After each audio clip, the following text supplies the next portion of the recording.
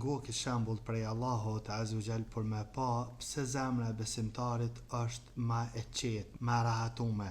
Thot Allahu Azza wa Jall, daraballahu mathalan. Allahu e sjell një shembull.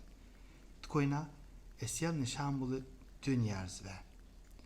Njani prej tyne i ka si shef, po thojnë atashti, jo një, 2, 3. Daraballahu mathalan rajulan fihi shuraka mutashakisun. Sjell Allahu Azza wa Jall një njeri i cili i ka si shefa, po thojnë atashti 3, jo një, 3. Wa rajulan, edhe një tjetër, selimen, dy format e leximit, li rajulin, edhe një burr tjetër i cili e ngan vesh një, e pason vesh një. Hel yastawiyani mathala, a barazohen këta dy? Atë kuptimin, cili është më i qetë? Elhamdulillah. Hamdi ta kanë Allahut Azza wa Jall. Po shumica njerëzve nuk e dinë. Paramendo një njeri i cili ka 3 shefa.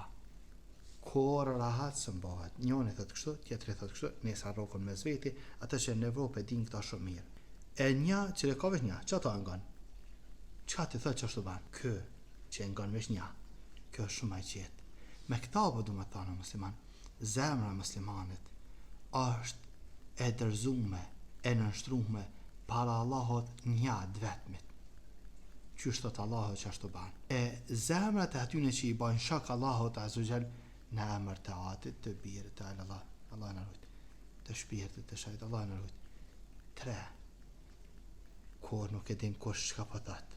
Njëri thot kështu, tjetri thot kështu. Atje e lexon që ka thon kështu, këtu e lexon që ka thon kështu.